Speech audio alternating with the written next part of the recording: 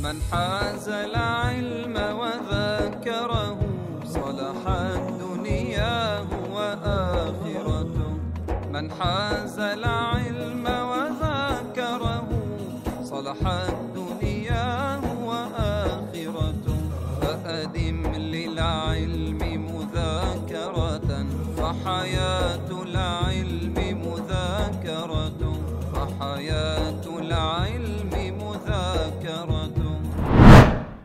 الحمد لله رب العالمين وصلى الله وسلم على أشرف الأنبياء والمرسلين سيدنا مولانا محمد وعلى آله وصحبه أجمعين.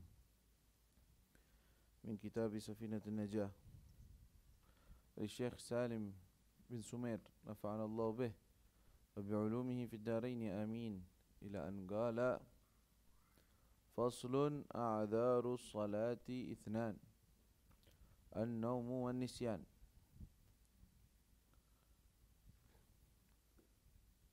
Pasal yang setelah beliau selesai pembahasan mengenai at-taharah, bersuci dan semacamnya, membersihkan najis dan sejenisnya, maka beliau mulai masuk ke dalam bab as-salah, salatnya. Tapi sebelum masuk wajibnya salat dan syarat-syaratnya salat, beliau membahas mengenai a'dzarus salati, udzur-udzur meninggalkan salat. Artinya terjadinya penundaan salat. A'dzarus shalah artinya udzur-udzur yang membuat jika seseorang tidak melaksanakan salat pada waktunya dia tidak berdosa. Ada makna a'dzarus shalah ya. Bukan berarti udzur untuk meninggalkan salat secara total. Adapun untuk meninggalkan salat secara total udzurnya adalah apa? Al-aql. Kalau enggak punya akal, majnun misalnya, atau mughma alaih, pingsan, maka dia enggak wajib salat aslan. Tapi kalau ini dia tetap wajib salat, cuman dia karena walaupun dia tidak melaksanakan salat pada waktunya, dia tidak dosa. Di sini disebutkan dua. Sebagian kitab menambahkan, yaitu as-safar awil marad, yaitu jamak taqdim ta'khir. Alhasil, karena sebagian ulama mengatakan itu bukan meninggalkan sholat atau tertinggal pada waktunya, memang dia dibolehkan. Alhasil itu ada babnya nanti. Jamak taqdim sama qasar itu ada babnya. Sekarang pembahasan mengenai a'dzarus shalah, udzur-udzur, hal-hal yang membuat jika seseorang meninggalkan sholat atau tertinggal sholatnya dari waktunya, maka dia tidak berdosa. Yaitu ada dua. An-naum. Yang pertama adalah an-naum, tidur. Watsani an-nisyan. Yang kedua adalah lupa. Naum ini bagaimana? Tidur ini gimana? Maka beliau di sini memang tidak dijelaskan, tapi harus kita tahu. Tidur di sini ada kalanya tidur sebelum masuk waktu. Ada tidur setelah masuk waktu. Jika tidur tersebut sebelum masuk waktu, maka kalau dia tertidur kemudian lanjut terus sampai keluar waktu, ya, maka dia tidak berdosa. Jika dia tidur sebelum masuk waktu. Dan ini hukumnya sama, walaupun dia tahu bahwa dirinya tidak akan bangun. Ini kalau saya tidur gak bakalan bangun pada waktunya, pasti kelewat. Lalu dia tidur. Hukum tidurnya apa? Selagi sebelum masuk waktu, maka hukumnya jaiz, boleh aja. Wa in kana sabr aula, walaupun dia harusnya sabar nungguin.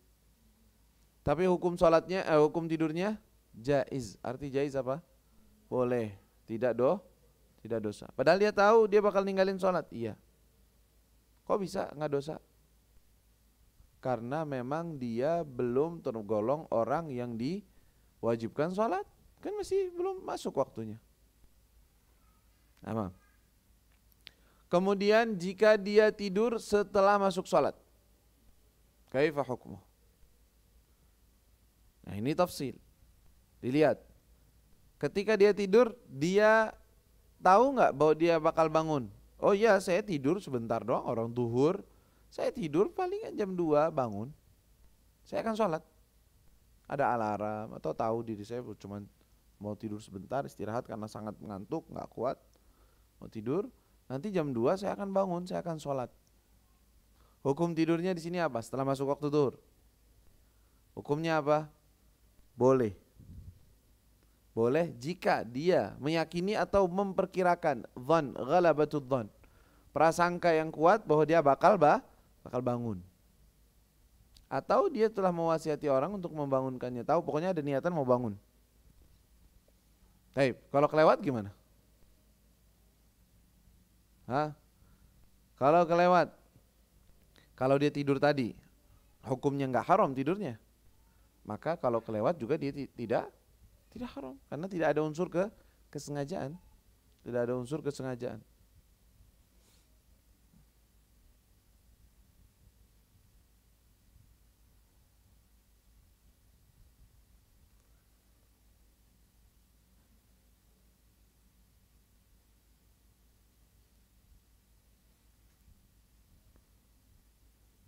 Nah,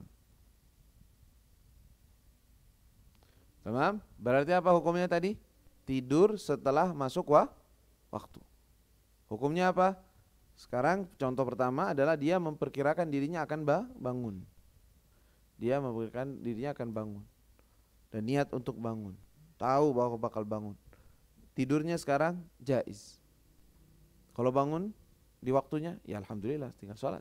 Ngapain ngomongin kita? Tapi kalau kelewat, nggak dosa. Kalau kelewat tidak dosa. Kenapa tidak dosa? Karena min adzarus shalah. Nah, apakah dia harus mengerjakan sholat secara segera kalau ketinggalan dari waktunya? Nah, kalau ini sekarang dia bangun, tahu-tahu bener bangun jam 4. Apakah harus sholat langsung, sholat duhur segera, nggak boleh nunda-nunda? Atau dia punya waktu, artinya nggak harus segera. Namanya fauran, yajibu fauran amla. Patokannya gini, kalau tidurnya dihukumi tidak haram, maka dia tidak wajib melakukan sholat secara segera. Tapi kalau disegerakan maka lebih afdal. Paham tuh? Kalau dia termasuk tidurnya adalah tidur yang haram, seperti nanti kita akan sebutkan, maka ketika dia bangun kelewatan, wajib melakukan sholat secara fauran, secara segera. Contoh tidur yang haram gimana? Ya itu tadi, satu lagi gambaran yang ketiga yang belum kita sebutkan, yaitu orang yang tidur setelah masuk waktu dan dia tahu bahwa dia tidak akan bangun. Ah udah pasti kelewat nih tidur. Benar kelewatan. Pertama hukum tidurnya haram. Mau dia tahu-taunya bangun di waktu atau tidak? Faham? Hukum tidurnya dulu. Hukum tidur. Sekarang dia tidur setelah masuk waktu. Hukumnya apa? Kalau dia tahu bahwa dirinya tidak akan bangun, hukumnya haram tidurnya. Satu. Bangun, ternyata bangunnya setelah masih dalam waktu. Masih dalam waktu. Maka hukumnya apa? Boleh sholat. Tapi dia tetap haram hukumnya. Tadi kita udah hukumi bahwa tidurnya haram. Kenapa? Karena dia sudah melakukan itu. Terus kita bilang, tidurnya tahu bahwa dia tidak itu. Bangunnya kapan? Bangunnya setelah lewat waktu. Jam 4 asar dia sudah baru bangun. Maka hukumnya apa sekarang? Pertama memang tidurnya dosa dan sekarang wajib segera melaksanakan sholat. Segera melaksanakan sholat. Dan kalau ditanya, misalkan dia bangun al-asr, apakah al-afdal, ini secara udzur ya, yang gak harus segera. Itu gambarnya apa tadi? Ya tiduran sebelum waktu atau sudah waktu tapi dia tahu bakal bangun, ternyata kelewat. Hukumnya apa? Gak harus segera kan? Sekarang dia di waktu asar. Mana yang lebih afdal? Ini afdal, bukan wajib. Mana yang lebih afdal? Salat asar dulu atau salat duhur dulu? Maka jawabannya salat duhur dulu. Dilaksanakan secara urut lebih afdal dibandingkan dia salat asar dulu. Salat duhur dulu baru dia salat asar. Tapi boleh enggak dia sholat asar dulu baru sholat duhur? Boleh. Innama huwal afdal. Innama huwal al-afdal. Itu yang lebih afdal. Nah.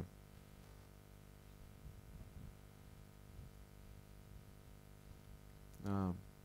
Kemudian apa hukumnya membangunkan orang yang sedang tidur? Berarti ini hukumnya berkaitan dengan siapa? Orang lain, bukan orang itu. Kalau dia tidur sebelum masuk waktu, maka hukum membangunkannya setelah masuk waktu untuk dia mengerjakan sholat, khususnya kalau sudah mepet, hukumnya sunnah. Sunnah? Iya sunnah. Gak wajib. Walakin afdal an tuqayyimu. Likai yusalli fi waqti. Siapa ini orangnya? Yang tidur sebelum masuk waktu. Adapun orang yang tidur setelah masuk waktu, ente tahu bahwa fulan tidur jam 1, belum sholat duhur. Tidur dia. Terus udah mepet waktunya. Wah, udah mau asar dia belum bangun. Maka hukum sekarang membangunkannya adalah wajib. Tapi kapan wajib? Kalau sudah mepet waktunya. Kalau masih longgar, masih belum, entar dulu gak apa-apa. Nah, baru tidur seperempat jam, entar anak dosa lagi. La haula wala quwwata illa billah. Kalau istirahat awal syuaya gak apa-apa, kasih dia istirahat. Ya, karena memang ada anjuran dari Rasulullah SAW, idza kana na'isa ahadukum falyanam, tidur dulu.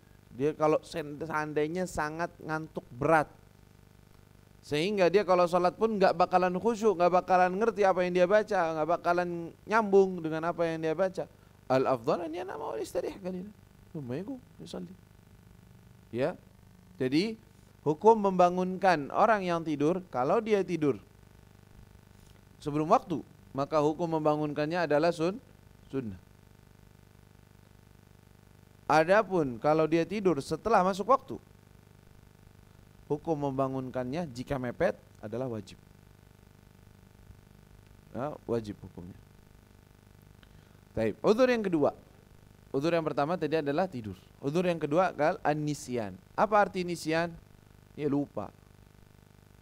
Nah, karena Nabi SAW bersabda, rufi'a an ummati nisyan ya. Nisyan pokoknya ada hadisnya, lupa nih. Pokoknya lupa adalah hal yang dianggap ma'dzur. Tapi dengan syarat. Lupa sholat, misalnya dia Masya Allah gak ngapa-ngapain, lagi belajar, lagi ngajar, lagi murajaah, bicara sama tamu, belum sholat duhur, udah asar masuk. Ada tadi sholat duhur, belum sholat, sampai keluar waktunya. Hukmu hadza nasi sholat, lupa, benar-benar lupa. Maka hukumnya tidak dosa, dengan syarat. Dengan syarat apa? Yang membuat dia lupa bukan sesuatu yang dilarang di dalam syariat. Yang membuat dia lupa bukan sesuatu yang dilarang dalam syariat. Dilarang di sini ada dua, antara haram atau makruh. Jadi penyebab lupanya loh. Jadi ente lupa gara-gara apa? Oh, gara-gara masak. Emang masak dilarang? Enggak, memang dia lagi sibuk, ada tamu, ada apa, dia masak. Lupa habis sholat. Penyebab sholat dia lupa adalah masak. Maka dia tidak haram, tidak dosa. Tapi ternyata penyebab dia lupa adalah apa? Misalnya dia sedang melakukan hal yang haram. Waliyadzubillah, berjudi misalnya. Lagi berjudi, asik berjudi katanya, lupa sholat aneh. Orang yang berjudi masih sholat. Ya misalnya dia tetap sholat. Ya. Tapi hal yang membuat dia lupa adalah judi, maka haram. Berarti ninggalin sholat atau kelupaan sholat karena hal yang haram, haram juga. Arti haram apa? Yajib alaihi an yaqdiya fauran. Itu arti haram di sini. Berarti haram berarti dia wajib melakukan sholat secara segera, nggak boleh tunda, langsung. Jangan bilang nanti malas nanti, insyaallah ada sholat. Kan udah lewat waktunya. Lah, sekarang harus segera melakukan qada. Atau hal yang dia lakukan adalah sesuatu yang makruh. Salah satunya adalah apa? Seperti main, di sini disebutkan syatranj. Syatranj itu catur. Main catur sampai lupa waktu. Catur itu hukumnya apa? Makruh indana. Wa yuqas alaihi kullu gaimin la yanfa. Dikiaskan semua game-game yang tidak bermanfaat. Main game, entah itu dari HP, entah itu apa aja. Ingin sepak bola misalnya, terlalu banyak bisa makruh. Yukrah li idha'atil awqat. Tapi kalau dia itu untuk riyadhah, fala yukrah. Yubah minal mubahat. Fa ayyi syai' game atau apa yang enggak ada gunanya, enggak ada faedahnya, udhayya al-waqt katsiran fa huwa hukmuhu makruh. Menghabiskan waktu yang banyak itu hukumnya makruh. Nah, ini kalau dia penyebabnya adalah sesuatu yang makruh, juga itu adalah dosa. Ninggalin sholatnya gara-gara lupa, hukumnya dosa. Jadi lupa di sini dengan syarat. Lupa termasuk udzur sholat, yaitu dia tidak dosa karena ninggalin sholat karena lupa, dengan syarat penyebab lupanya bukan sesuatu yang haram atau sesuatu yang makruh.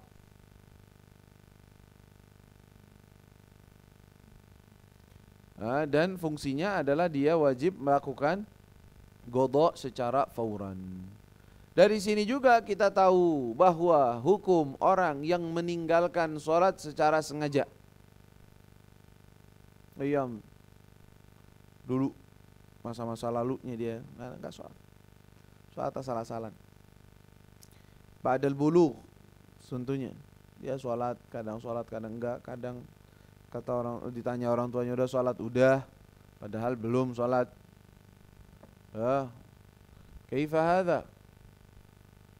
Banyak berbulan-bulan, sebagian orang sampai bertahun-tahun. Hukumnya apa? Al-asl, aslinya, hukum mu'tamadnya, yajib alaihi al-qadha fauran. Aslinya, hukum secara mu'tamad mazhab Imam Syafi'i, bagi orang yang meninggalkan sholat di masa-masa lalunya, dia ninggalin sholat, maka wajib fauran, nggak usah ngapa-ngapain. Bahkan jangan sholat sunnah, hadahul mu'tamad sahih. Jangan sholat sunnah, jangan sholat duha, jangan sholat witir. Udah inti ngerjain apa? Qadha sholat sampai selesai.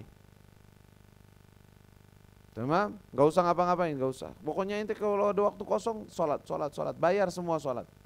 Tentunya dihitung dulu berapa jumlah sholatnya. Hadza qaulul awal wa huwa qaulun syadidun wa sha'ab. Susah untuk dipraktekkan, khususnya bagi orang yang lebih dari berbulan-bulan ninggalinnya, apalagi sampai setahun atau 2 tahun. Hadza sha'ab, masyaqqah. Wa afta Sayyidi Al-Habib Abdullah bin Alwi Al-Haddad kama nuqila fi Bughyatul Mustarsyidin, kalau tidak salah ada di kitab Bughyah, bahwa orang yang meninggalkan sholat, yaitu kena qadha begitu, lalu dia taubat kepada Allah Subhanahu wa ta'ala, kalau dia mau ngambil yang azam, gawi, bismillah, mau segera. Tapi kan susah, orang baru hijrah, baru taubat, suruh sholat aja terus.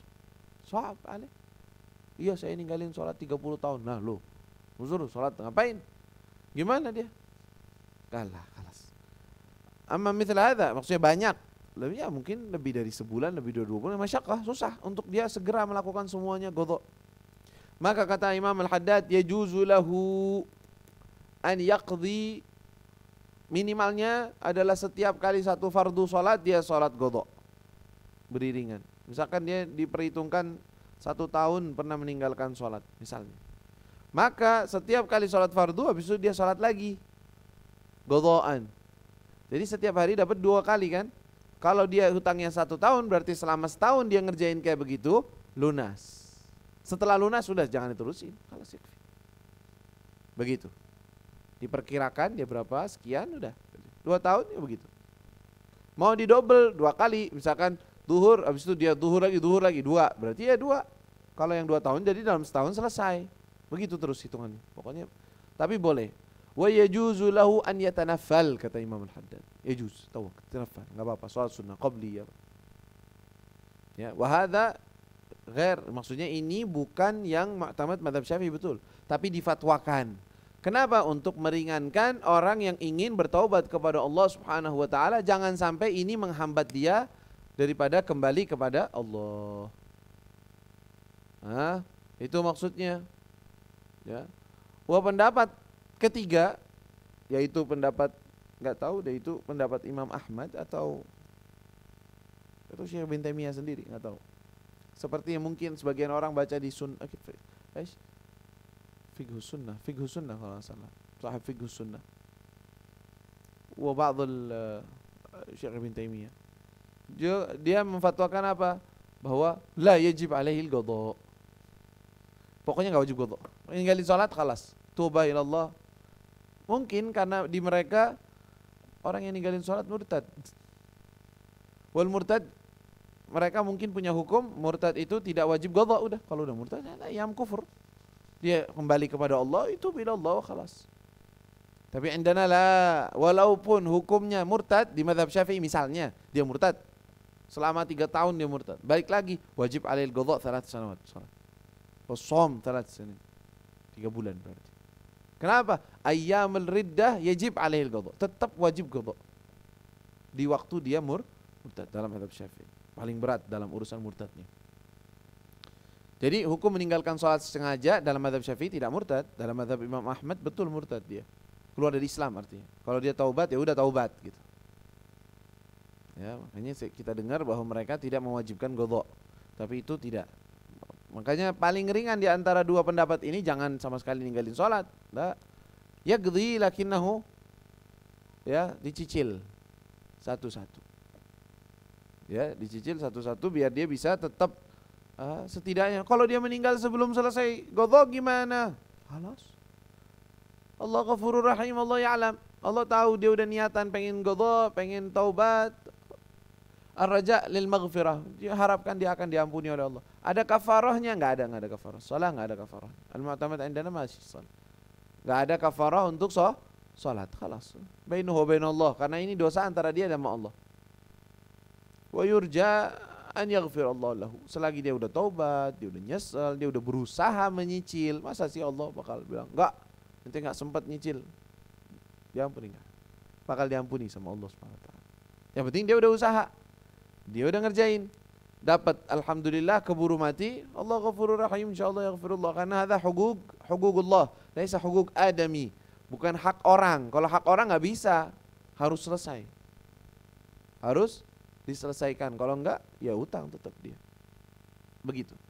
Jadi ini adalah hukum a'dzarus shalah. Ya, cukup dulu untuk pembahasan kita hari ini, yaitu tentang a'dzarus shalah, fayambaghi al-muhafadzah 'ala shalah.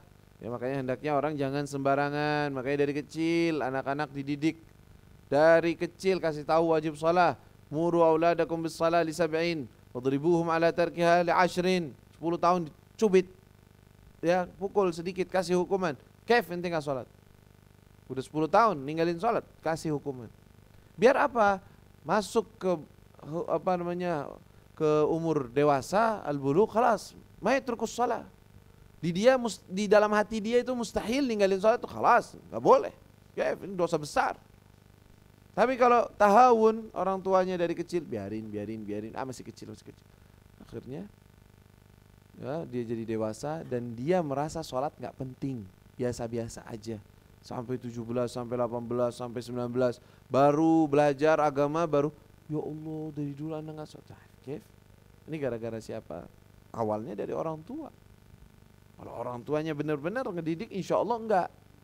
Walaupun ada aja orang yang badung, benar-benar badung, ya, dididik sama orang tua, dikasih tahu sama orang tua, tetap aja gak mau sholat. Ada minum dari dia sendiri. Tapi kebanyakan kalau dididik dari kecil, dari sesuai Rasulullah bilang, dari 7 tahun, ayo sholat, ajarkan sholat, kasih tahu pentingnya sholat, terus sampai 10 tahun. Begitu terus, fa'mur ahlaka bis salati wastabir 'alaiha. Sabarin, kasih tahu pentingnya sholat, diajak sholat berjamaah, diajak Terus seperti itu. Terus umur 17, 18, apa 15 balik, ninggalin sholat? Insya Allah enggak. Insya Allah. Ente udah ngelakukan usahamu dalam mendidik. Allah subhanahu wa ta'ala wa yahfad. Insya Allah Allah yang jaga. Jadi ini kebanyakan akibatnya dari awal. Kurang hati-hati dari awalnya. Kalau mereka hati-hati dari awal, insya Allah enggak ninggalin sholat. Karena ada minal masaib al-mawjudah. Halian musibah yang termasuk musibah terbesar yang menimpa umat Nabi di zaman ini adalah tarkus sholat. Lebih dari permasalahan ekonomi. Lebih dari masalah apapun. Tarkus sholat itu musibah. Musibah terbesar. Muskilah terbesar. Ya, enggak boleh dianggap remeh. Ketika mereka menganggap remeh urusan sholat, hancur umat Islam. Rusak.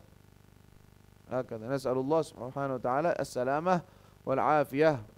Wa Allah subhanahu wa ta'ala iyyakum minal muhafidhin lis-salah.